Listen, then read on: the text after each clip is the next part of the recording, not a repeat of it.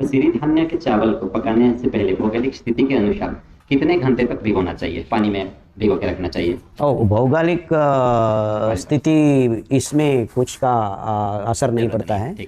तो कहाँ भी हो, आप अमेरिका में हो और इंडिया में हो और ऑस्ट्रेलिया में हो, भिगोना तो 8 घंटों ज़रूरत है, मिनिमम 6 घंटे भिगोना ज़रूरत है, क्योंकि फुल दाना में लेयर्स आफ्टर लेयर्स ये रेश कार्बोहाइड्रेट से जुड़ गया है, वैसी है इसका रचना। सो अंदर जाके हम पानी रेश को दिलाना है। So it takes time for the water to seep in and because it is compactly packed दाना है। आपका 5 सिरिधान्य बहुत टाइटली पैक्ड है, बहुत छोटा है, इसीलिए वो छोटा है कंप्रेस्ड, वेरी पैक्ड, सब बहुत it's wonder, it's wonderful to see such small grains packed with so many wonderful things. यही है भगवान का चमत्कार। हाँ, सो पानी को समय चाहिए, अंदर घुस के उसको भिगोना बहुत ज़रूरी है। या so when it is soaked, it has all the water molecules in its fibre, then it starts opening up. हम उसको सही तरफ से पका सकते हैं।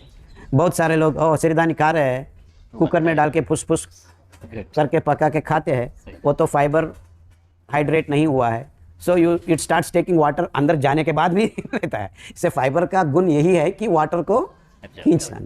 वो when it is completely soaked, then it will give you things. So it has to take first water. सो ऐसा आप भिगो के बिना आप पकाया खाया, आपको कुछ गड़बड़ लग जाता है। सो भिगोना इसीलिए बहुत ज़रूरी है। हाँ, वो भिगोने से सब कुछ सही तरफ से ठीक ठाक से आपका शरीर के अंदर काम चलता है।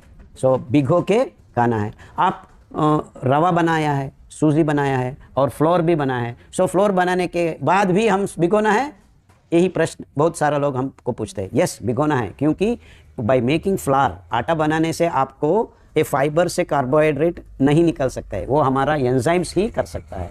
सो भिगोना वो 8 घंटे नहीं, कनिष्ठ 4 घंटे या 3 घंटे तो भिगोना ही पड़ता है आपको। सो आटा बनाने के बाद आपको ये आटा को भी 3 घंटे भिगोना है, उसके बाद आप रोटी परोठा सब कुछ बना सकते हैं। बहुत धन्यवाद। वैसे हमारे जो प्राचीन धर्म ग्रंथ हैं वे अथर्ववेद में या आयुर्वेद शास्त्रों में भी ऐसी खाद्य पदार्थों की बनाने की प्रक्रिया के बारे में जो भी जानकारी मिलती है उसमें भिगो करके बनाने का ही विधान आता है, जिसमें औषधीय की गुण मात्रा और एवं क्वालिटी लेवल से डेवलप हो जाती है। नो, और एक बात ये इसका सिलसिला में ये हमारा ये प्रोटीन युक्त दाल है, वो तूर दाल हो, चना दाल हो, हाँ, ये डाइकॉट्स बोलते हैं। इसके अंदर एक जैसा रसायन है, कॉल्ड फाइटोकेमिकल्स बोलते हैं, फाइटिक एसिड बहुत ज़्यादा प्रमाण में होता है। वो फाइटिक एसिड हमारा डाइजेस्टिव ट्रैक्ट के लिए सही नहीं है, अच्छा नहीं है। इसीलिए आयुर्वेद शास्त्र में किसी का भी प्रोटीनेशियस ग्रेन्स को हाँ हम ज़्यादा भिगोना है, भिगोने के बाद वो पानी को हम फेंक देना है। लेकिन हमारा सिरिधान्य का भिगोने में पानी को हम नहीं फेंकना है, क्योंकि वाटर सॉल्युबल न्यूट्रिएंट्स को हम यूज़ करना है। सो ये बहुत इम्पॉर्टेंट। एंड भिगोने तो भिगोना ही है, भिगोने से सही काम भी बनता है, गलत काम नहीं है, हमारे लिए सही है। सो फाइटिक एसिड बाहर आ जाता है ये दाल से, वो चना दाल हो, तूर दाल हो, राजमा हो। सो राजमा बीन्स तो आपको 12 से 18 घंटा भिगोना चाहिए, because you want remove everything out of that. So भिगो के खाने से आपको दाल बहुत अच्छा होता है। आजकल क्या कर रहे हैं हम, मशीन में बना के बेक करके ये करके वो करके, वो double baked beans, triple baked beans, यही एक आते हैं सब Europeans, they eat, all Spanish fellows eat, but they don't understand this. ये बहुत सिंपल टेक्निक्स है, हमारा पूर्वजों ने हमको ये ज्ञान दिया है। ज्ञान कैसे दिया है, सब कुछ लिखा के आयुर्वेद में, वंडरफुल रूल्स एंड टेक्निक्स।